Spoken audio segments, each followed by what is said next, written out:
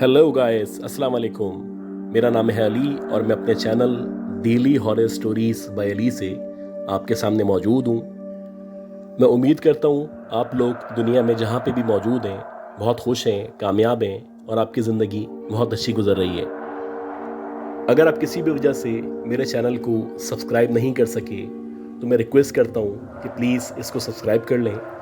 और आपका एक लाइक मेरे लिए बहुत ही इम्पॉर्टेंट है। जब आप लाइक करते हैं तो मेरी जो वीडियो है या मेरी जो अपलोड है यूट्यूब इसको रिकमेंड करता है।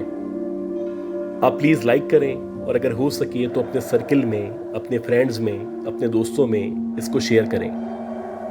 इनिशियल स्टेज है, आपकी सपोर्ट के बगैर कुछ भी नहीं हो सकता, इसीलिए प्लीज़ सपोर्ट करते रहें। अगर आप अपनी स्टोरीज़ को शेयर करना चाहते हैं, जैसे आपको बेहतर लगे, व्हाट्सएप कर दें, ईमेल कर दें या अपनी आवाज़ में रिकॉर्ड करके भेज दें। पिछले 2-3 दिन से जो मेरा गला है वो बहुत ख़राब है, तो अगर मेरी आवाज़ कम आ रही हो या कम निकल रही हो तो प्लीज़ माफ़ कर दीजिएगा और दुआ करें कि अल्लाह ताला मुझे, मेरी फैमिली को, हम सबको सेहत दे, ज़िंदगी दे, सलामती दे। अच्छा गाइस, आज की जो स्टोरीज़ हैं, मैं जो भी मेरे पास कुछ पुरानी स्टोरीज़ रह गई हैं जो पिछले अरसे से, बल्कि काफ़ी अरसे से पेंडिंग थी, और इन स्टोरीज़ के हवाले से बहुत सारे लोग नाराज़ थे। ख़ास तौर पे हमारे एक सब्सक्राइबर हैं, वो थोड़ा ज़्यादा नाराज़ थे, तो आज मैं उनकी स्टोरी शेयर कर रहा हूँ और उनका नाम चेंज कर दूँगा। तो अब हम बढ़ते हैं अपनी स्टोरीज़ की तरफ, और आज की जो पहली स्टोरी है ये मिस्टर शाम ने भेजी है। ये बताते हैं कि इनकी जो रिहाइश है वो बम्बई के अंदर है और ये पिछले 24-25 सालों से इसी शहर के अंदर मुक़ीम है। ये जो वाक़या इनके साथ पेश आया था ये 2003 में पेश आया था, और उस वक्त इंडिया में एक टेम्पो गाड़ी होती है जिसे पाकिस्तान में शायद चिंगची कहते हैं, ये इसी तरह के जो रिक्शे चलते हैं जो लोडिंग के लिए इस्तेमाल होते हैं। तो ये उसके ड्राइवर थे। ये नए नए शहर में आए थे और आपको पता है कि इस शहर के अंदर कोई कमरा हासिल करना या रिहाइश हासिल करना इतना आसान नहीं हुआ करता। काफ़ी जद्दोजहद के बाद, काफ़ी कोशिश के बाद इनको एक कमरा मिला, और ये जो कमरा था ये 3rd फ्लोर के ऊपर मौजूद था, और इस कमरे से जीना होता हुआ छत की तरफ जा रहा था। इनका जो काम था वो लोडिंग का काम था, मेहनत का काम था। तो आम तौर पे इनको वापस आते आते कभी 12 बज जाते थे, कभी 1 बज जाते थे। तो वहाँ पे जो उस घर की ऑनर थी उनको ये दादी माँ कहा करते थे। वो अक्सर बेचारी जागरी होती थी और इनका वेट कर रही होती थी, क्योंकि जब ये आते थे तो वो डोर को ओपन करती थी और ये वहाँ से होते हुए ऊपर की तरफ, यानी जहाँ पे रहा करते थे, वहाँ चले आते थे। तो वैसे ही एक रात थी और रात के तकरीबन 2 या 3 बजे का टाइम था, और जब ये घर में पहुँचे तो घर में पहुँचने के बाद इन्होंने नॉकिंग शुरू की। काफ़ी देर तक ये गेट के बाहर खड़े रहे और बिलाखिर वो जो दादी माँ थी उन्होंने आके गेट खोला। अब यूजुअली ऐसा होता था, वो गेट खोलती थी, ये अंदर जाते थे, वो दोबारा से गेट को लॉक कर देती थी और नीचे जाके जहाँ भी इनका कमरा था सो जाया करती थी। खैर, जैसे ही दादी माँ ने गेट खोला तो गेट खोलते ही जब ये स्टेयर्स की तरफ बढ़ने लगे और जैसे ही इन्होंने पहले फ्लोर के ऊपर कदम रखा तो इन्होंने देखा कि ऑलरेडी इस स्टेयर्स के ऊपर एक औरत चढ़ रही है, और उस औरत की उम्र तकरीबन 35-36 साल के करीब है। उस औरत की गोद में एक बच्चा मौजूद है। अब शुरू में ये समझे हो सकता है कोई नई टेनेंट हो, कोई नई किराएदार हो जो यहाँ पे आई हो और अब तक जाग रही हो। खैर, ये आहिस्ता आहिस्ता उसके पीछे चल रहे थे और इन्होंने अपनी नज़रें झुकाई नहीं थी। एक तो वैसे ही अंधेरा हो रहा था, बस इतना पता चल रहा था कि एक औरत है जो किसी बच्चे को लेके इनसे आगे आगे चल रही है और ऊपर चढ़ रही है। ये बताते कि इसी तरह वो 2nd फ्लोर पे गई, 2nd के बाद वो 3rd फ्लोर पे गई। अब ये ऑलरेडी 3rd फ्लोर पे रहा करते थे और 3rd फ्लोर के ऊपर कुछ भी मौजूद नहीं था, बल्कि वहाँ की स्टेयर्स को अबूर करने के बाद एक दरवाज़ा आता था जो कि जालीनुमा दरवाज़ा था और उसमें एक ताला लगा होता था। खैर, ये आहिस्ता आहिस्ता उसको फॉलो कर रहे थे। अब वो 2nd के बाद जब वो 3rd फ्लोर पे आई तो 3rd फ्लोर में एक ही कमरा मौजूद था और जिस कमरे में रहा करते थे। अब जैसे ही वो 3rd फ्लोर पे चढ़ी तो ये बड़े हैरान थे और परेशानी के आलम में उसको देख रहे थे कि आखिर जा कर रही है। ऊपर तो रास्ता बंद है और दरवाज़ा जो है उसमें ताला लगा हुआ है। खैर, ये इसको मुसलसल देखते रहे और इनके सामने वो जो ऊपर स्टेयर्स जा रही थी वो उधर चढ़ती हुई ऊपर की तरफ चली गई। ये एक अजीब कन्फ्यूजन का शिकार थे ये सोच रहे थे कि मैं इसको फॉलो करूं, और एक दिल कह रहा था कि दरवाज़ा खोलो, अंदर चले आओ। कुछ देर तक इसी कश्मकश में रहने के बाद एकदम से इन्होंने डिसाइड किया कि मैं ऊपर जाता हूँ और जाके देखता हूँ कि ऊपर तो छत भी लॉक है, दरवाजे पे ताला लगा हुआ है। ये औरत आखिर कौन औरत है, और इसकी गोद में जो बच्चा मौजूद है इसको लेके ये कहाँ जा रही है। इसी इरादे से जैसे ही ये स्टेज की तरफ बढ़े और इन्होंने ऊपर चढ़ना शुरू किया, तो ये बताते हैं कि जैसे ही मैंने स्टेयर्स पूरी की पूरी उबूर की तो सामने वही जाली वाला दरवाज़ा आ गया, और इस जाली वाले दरवाजे में आर पार नज़र आता था। इस दरवाजे के ऊपर एक ताला लगा हुआ था, और जब मैंने छत की तरफ देखा या अंदर उसको तलाश करने की कोशिश की, तो मैंने देखा कि छत के ऊपर बिल्कुल कोने पे वही औरत खड़ी हुई है, और उसकी गोद में वैसे ही बच्चा मौजूद है, और वो मुसलसल मुझे देख के मुस्कुरा रही है। ये बताते हैं कि मुझे यकीन हो चला था कि छत के ऊपर वो जो औरत खड़ी हुई है जिसकी गोद में बच्चा मौजूद है, वो कोई नॉर्मल औरत नहीं है। यकीनन वो कोई शेप शिफ्टर है, छलावा है या कोई चुड़ैल है, क्योंकि किसी भी तरह मुमकिन नहीं था कि 10 सेकंड के अंदर अंदर कोई ताला खोले और ताला खोलने के बाद अंदर चले जाए, और ना सिर्फ अंदर चले जाए बल्कि ताले को बंद भी कर दे। खैर, ये जल्दी से नीचे आए, और नीचे आके इन्होंने अपना जो रूम था उसको लॉक कर लिया। ये बताते कि उस पूरी रात मैं बेचैन रहा, मुझे नींद नहीं आई, मैं करवटें बदलता रहा। जैसे तैसे जब सुबह के 8 बजे और मैं नीचे गया, तो जो हमारी दादी माँ थी या वो जो लैंडलॉर्ड थी, उनसे मैंने मुलाकात की और उनको सारा का सारा वाक़या बताया। जैसे ही उन्होंने ये वाक़या सुना तो मुस्कुराने लगी और कहने लगी कि भाई, इस घर में इस तरह की बातें होती रहती हैं, अगर तुम्हें समझ नहीं आ रहा तो ये घर खाली कर दो और यहाँ से चले जाओ। ये बताते हैं कि उन दिनों मेरे फाइनेंशियल जो हालात थे वो बहुत कमज़ोर थे। मैं नया नया इस शहर में आया था और मेरे पास फाइनेंशियल रिसोर्सेस ना होने के बराबर थे। मैं रोज़ाना कमाता था, रोज़ाना खाता था। मैंने यही डिसाइड किया कि जब तक मेरे पास कोई बेहतरी नहीं आ जाती या मेरे हालात बेहतर नहीं हो जाते, मैं उसी कमरे में उसी 3rd फ्लोर पे गुजारा करूँगा। ये तकरीबन वहाँ पे 2 से 3 साल तक रहे। इस दौरानिया में इन्होंने मुतादिद बार उस औरत को बच्चे के साथ छत पे देखा, और ना सिर्फ छत पे देखा, अक्सर औकात रात में इनको ऐसा लगता था कि कोई बार बार स्टेयर्स को इस्तेमाल कर रहा है, कभी नीचे आता है, कभी ऊपर जाता है। अच्छा गाइस, आज की जो दूसरी स्टोरी है ये दानिश साहब ने भेजी है, और ये बताते हैं कि इनका जो ताल्लुक है वो गुलशन इकबाल ब्लॉक 4 से है, और ये कराची में रहा करते हैं। ये बताते हैं कि 2007 में जब मैं इंटर का तालिब इल्म था, तो मैं बहुत ही लाबाली था, बहुत ही केयरलेस था। अक्सर रात में देर तक जागता, मोबाइल यूज़ करता रहता, कंप्यूटर यूज़ करते रहता। इस दुनिया में क्या हो रहा था, मेरे घर के हालात क्या थे, मेरे घर में सब क्या कर रहे थे, मैं इन सब बातों से लाइल्म था। ना मुझे फैमिली की फ़िक्र थी, ना मुझे अपनी फ़िक्र थी। बस जैसे ही मुझे मौका मिलता मैं कंप्यूटर के अंदर घुस जाता, कभी मोबाइल यूज़ करने लगता। ना मुझे दीन के बारे में ज़्यादा मालूमात थी और ना मैं पाक रहा करता था।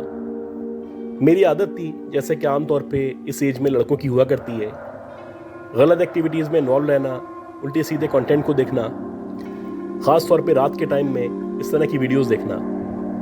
इस दौरानिए में मेरी दोस्ती एक लड़की से हो चुकी थी, और अक्सर ऐसा होता कि रात में हम लोग 3-3 घंटे 2-2 घंटे बातें किया करते थे। वो लड़की भी मेरी तरह लाबाली थी, उसको भी ना अपनी फैमिली की फ़िक्र थी, ना अपनी इज्जत की फ़िक्र थी, ना अपना कोई ख्याल था।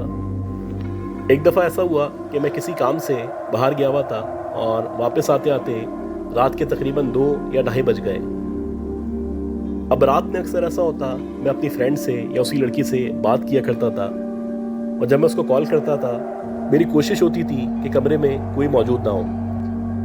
अब इत्तफाक से रास्ते में ही 2 बज चुके थे, और जो मेरा घर था उसको आने में तकरीबन 15 मिनट बाकी थे। मैंने रास्ते में ही उसको कॉल मिला ली, और उससे बात करते करते मैं इस कदर गुम हो गया कि मुझे कुछ भी याद नहीं था। अब मैं उससे बात कर रहा था तो बात करते करते बात इस कदर सीरियस हो गई कि बजाय इसके मैं घर जाता, मैं घर जाने के बजाय जो हमारे इलाके का एक ग्राउंड था उस ग्राउंड के अंदर एंटर हो गया। और जैसे ही मैं ग्राउंड के अंदर एंटर हुआ तो सामने मुझे एक बेंच नज़र आई जो एक दरख्त के नीचे मौजूद थी।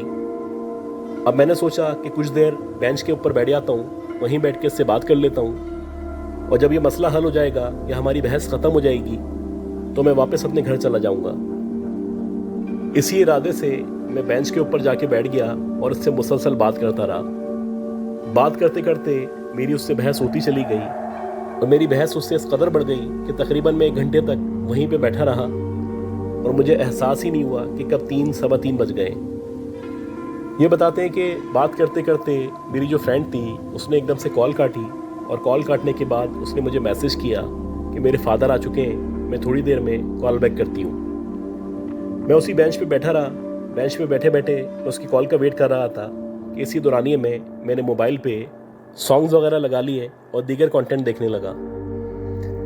अभी मुझे सॉन्ग सुनते हुए या दीगर कंटेंट देखते हुए 5 से 7 मिनट ही गुजरे थे कि एकदम से मुझे महसूस होने लगा कि जिस दरख्त के नीचे या जहाँ पे मैं बैठा हुआ हूँ उस दरख्त के जो पत्ते हैं वो एकदम से हिलना शुरू हुए हैं। क्योंकि अगर कोई दरख्त के अंदर मौजूद हो या दरख्त के ऊपर चढ़ा हुआ हो और वो मूव करे तो पत्ते हिलते हैं, और जब पत्ते हिलते हैं तो एक आवाज़ क्रिएट होती है।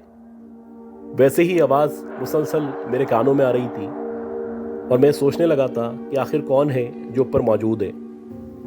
ये बताते हैं कि जैसे ही मैंने ऊपर गौर करना शुरू किया तो मैंने देखा कि दरख्तों की टहनियों पे से एक आदमी नीचे उतरना शुरू हुआ है, और जैसे जैसे मैं उस पर गौर कर रहा हूँ तो मेरे अंदाजे के मुताबिक उसका जो कद है वो तकरीबन 7 या 8 फीट का है। खैर जैसे जैसे वो मज़ीद करीब आ रहा था या नीचे उतर रहा था तो मुझे अंदाज़ा हो रहा था कि उसकी जो आंखें हैं वो लाल अंगारों की तरह दहक रही हैं या चमक रही हैं। जैसे ही मेरी नज़र उसकी आंखों पे पड़ी तो एकदम से मुझ पे खौफ तारी हो गया। इससे पहले कि मैं वहाँ से हटता या मूव करता या वहाँ से भागता, वो जो आदमी था देखते ही देखते उसने नीचे जंप मारी, और जंप मारने के बाद जब वो मेरे सामने खड़ा हुआ तो वाकई में उसके सामने बहुत ही छोटा सा बच्चा लग रहा था, क्योंकि उसका जो कद था वो तकरीबन 7 साढ़े 7 फीट का था। खैर जैसे ही वो आदमी मेरे सामने आया तो एकदम से मेरे होश उड़ गए। मेरी ज़बान से ना अल्फाज अदा हो रहे थे, ना मैं कुछ बोल पा रहा था और ना ही मैं वहाँ से भाग पा रहा था। खैर मैं उसको देख ही रहा था कि इसी दौरानिए में उसने मेरे मुंह पे एक ज़ोर से थप्पड़ मारा। जैसे ही उसने मुझे थप्पड़ मारा तो एकदम से मेरे होश उड़ गए और मुझे समझ ही नहीं आया कि मेरे साथ क्या हुआ है। खैर थप्पड़ मारते ही वो जो भी आदमी था, ये जो भी मखलूक थी, वो कहने लगी कि आज के बाद अगर तुम यहाँ पे आए तो तुम यहाँ से ज़िंदा वापस नहीं जाओगे। ये सुनते ही मैं खड़ा हुआ और जितना तेज़ हो सकता था मैंने अपने घर की तरफ भागना शुरू कर दिया। जैसे तैसे गिरता पड़ता मैं घर पहुँचा। जब मैं अपने घर पहुँचा तो मेरी मदर ऑलरेडी वेट कर रही थी। मेरी मदर ने जब मेरे मुंह पे पसीने देखे, मेरी ऐसी हालत देखी और उन्होंने देखा कि मैं मुसलसल कपकपा रहा हूँ तो परेशान हो गई। वो मुझसे पूछने लगी कि आखिर क्या हुआ है। खैर मैंने उनको जैसे तैसे टूटे फूटे अल्फाज में सारा का सारा वाक़या बताया। ये सुनने के बाद मेरी मदर मुझे रोशनी में लेके गई, और जब वो मुझे रोशनी में लेके गई तो बाकायदा मेरे गाल के ऊपर 5 उंगलियों के निशानात मौजूद थे। उसके बाद मेरी मदर ने मुझ पे दम दुरूद किया और अल्लाह अल्लाह करके मेरी हालत नॉर्मल हुई। ये बताते हैं कि तकरीबन 4 से 5 दिन तक मैं शदीद बीमार रहा, और उसके बाद से मैंने कोशिश शुरू कर दी कि बिला ज़रूरत घर से नहीं निकलूं और हर वक्त पाक साफ रहूं। आज भी जब मैं उस ग्राउंड से या उस दरख्त के सामने से गुजरता हूं तो मुझे अब भी ऐसा महसूस होता है कि जैसे एकदम से कोई दरख्त से उतरेगा और आके मुझे थप्पड़ मार देगा। अच्छा गाइस, आज की जो तीसरी स्टोरी है ये बहुत ही इंटरेस्टिंग स्टोरी है।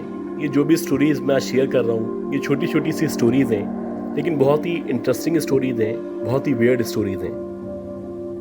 ये स्टोरी मिस किरण ने हमें भेजी है और ये बताती हैं कि ये फेडरल बी एरिया ब्लॉक 16 में रहा करती हैं। 2001 और 2 का टाइम था और ये मैट्रिक की स्टूडेंट थी।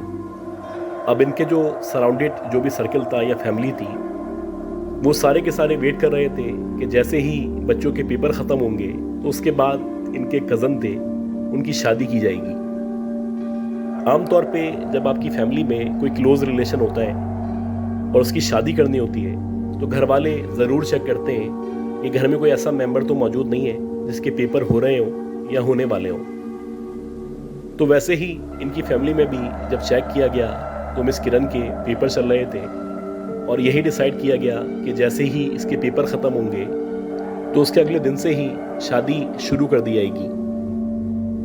खैर अल्लाह अल्लाह करके पेपर ख़त्म हुए और पेपर ख़त्म होने के बाद शादी शुरू हुई। एक एक करके सारे प्रोग्राम होना शुरू हुए और बिला आखिर वो दिन आया जिस दिन इनके कज़न की या इनकी कज़न की बारात थी। लड़कियों के साथ हमेशा से ये मसला होता है कि वो शुरू में तैयार होना शुरू करती हैं और आखिर तक वो तैयार होती रहती हैं। इस दौरानिए में जितने भी मर्द होते हैं या जितने भी भाई होते हैं या जितने भी फैमिली मेम्बर्स होते हैं वो सारे के सारे बेचारे तैयार हो जाते हैं और इनका वेट कर रहे होते हैं। तो वैसे ही इनकी फैमिली सारे के सारे लोग तैयार हो चुके थे।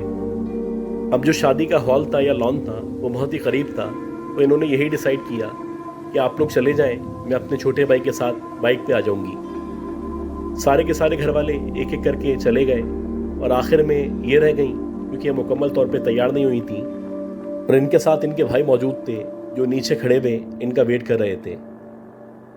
ये बताती हैं कि मैं फर्स्ट फ्लोर पे रहा करती थी और जैसे ही मैं तैयार हुई और मैंने सोचा कि मैं अब नीचे उतरती हूँ, लेकिन एकदम से मुझे ख्याल आया कि घर की जितनी भी लाइट्स वगैरह हैं या जितने भी फैंस वगैरह हैं उन सबको मैं बंद कर देती हूँ, क्योंकि ये उसकी ज़िम्मेदारी होती है जो सबसे आखिर में घर से निकलना होता है कि वो सारे फैंस को, सारी लाइट्स को, एसी वगैरह को बंद कर दे। ये बताती है कि बारी बारी मैंने सारी लाइट्स ऑफ की और सारी लाइट्स ऑफ करने के बाद जैसे ही मैं स्टेयर्स की तरफ आ रही थी, यानी नीचे उतरने जा रही थी, तो मुझे एकदम से किसी के ऊपर से उतरने की आवाज़ आना शुरू हुई। जैसे आमतौर पे कोई हील पहनता है और हील पहन के जब वो स्टेयर्स से उतरता है तो टक टक टक इस तरह आवाज़ आना शुरू होती है। वैसे ही इनको आवाज़ आ रही थी कि जैसे सेकंड फ्लोर से कोई उतरता हुआ नीचे आ रहा है और जो भी आ रहा है वो तैयार हुआ है, उसने प्रॉपरली हील्स पहनी हुई है। तो इनके जहन में यही आया, हो सकता है कि कोई रह गया हो जो ऊपर तैयार हो रहा हो और वो हो सकता है मेरे साथ या मेरे भाई के साथ बाइक पे जाए। खैर कुछ सेकंड्स तक ये वेट करती रही। फाइनली जब इन्होंने ऊपर की तरफ देखा तो इन्होंने देखा कि एक औरत जिसने ब्लैक कलर की साड़ी पहनी हुई है, बाकायदा उसने हील्स पहनी हुई है, बहुत ज़्यादा तैयार हुई भी है, सेकंड फ्लोर से उतरती हुई एकदम से इनके सामने आई। और जैसे ही वो इनके सामने आई तो ये काफ़ी देर तक कंफ्यूज रही, ये उसको पहचानने की कोशिश करती रही और सोच रही थी कि आखिर ये कौन औरत है, ये हमारी कौन सी रिश्तेदार है या ये कौन है जो हमारे घर में मौजूद है। खैर जैसे ही वो इनके सामने आई वो इनको देख के मुस्कुराने लगी और जैसे ही वो मुस्कुराने लगी तो ये भी मुस्कुराने लगी। इसी दौरानिए में वो जो औरत थी या वो जो लड़की थी या वो जो भी मखलूक थी, उसने कहा कि क्या तुम मुझे अपने साथ लेके नहीं जाओगी। ये सुनने के बाद ये अजीब कंफ्यूज हो गई और फिर सोचने लगी कि आखिर है कौन जो मुझसे बाकायदा मजाक कर रही है, मुझे देख के मुस्कुरा रही है और मैं उसको जानती भी नहीं। अभी ये इसी शशोपंज में मुब्तला थी कि एकदम से जो इनका भाई था जो बाहर इनका वेट कर रहा था वो बाकायदा इनको आवाज़ देता हुआ स्टेयर्स से ऊपर की तरफ आने लगा। जैसे ही उसने ऊपर आना शुरू किया तो इनका ध्यान नीचे की तरफ गया और जैसे ही इन्होंने अपने भाई की तरफ देखा तो इसी दौरानिए में वो जो लड़की थी, वो जो औरत थी जो कुछ देर पहले इनके साथ मजाक कर रही थी, इनसे बात कर रही थी, देखते ही देखते गायब हो गई। ये बताती कि जैसे ही मेरा भाई ऊपर आया और उसको मैंने वाक़या बताया तो मैं तकरीबन नींद बेहोश हो चुकी थी। मेरा दिमाग मुकम्मल तौर पे शल हो चुका था, मेरी समझ ही नहीं आ रहा था कि मेरे साथ हुआ क्या है। एक ऐसी औरत, एक ऐसी लड़की या ऐसा कैरेक्टर जिसको मैंने आज तक अपने घर में नहीं देखा, जिसको मैं जानती भी नहीं, और वो मेरे सामने देखते ही देखते गायब हो गई। ये बताती है जैसे तैसे अल्लाह का नाम लेके मैं शादी हॉल में पहुंची और वहाँ पहुँचने के बाद मेरी तबीयत ख़राब हो गई, मुझे शदीद बुखार हो गया और मैं पूरे प्रोग्राम के अंदर साइड में बैठी रही। इस दौरानिए में मेरी नानी, मेरी मदर मुसलसल मुझ पर दम करती रहीं और जैसे तैसे जब ये प्रोग्राम ख़त्म हुआ तो अगले ही दिन जो हमारे इलाके की जो मस्जिद थी उसके जो इमाम साहब थे उनको बुलाया गया। उनको बुलाने के बाद मुझ पर बाकायदा दम दुरूद किया गया। तकरीबन 1 हफ्ते बाद मैं नॉर्मल हुई। गाइस उम्मीद करता हूँ जो स्टोरीज़ मैंने शेयर की हैं ये आपको सारी की सारी स्टोरीज़ पसंद आई होंगी। अगर आपको पसंद आई है तो प्लीज़ दुआ करें कि अल्लाह ताला मुझे, मेरी फैमिली को, हम सबको सेहत दे, ज़िंदगी दे, सलामती दे मेरी अगली अपलोड तक के लिए अपना ख्याल रखिएगा। अल्लाह हाफिज़।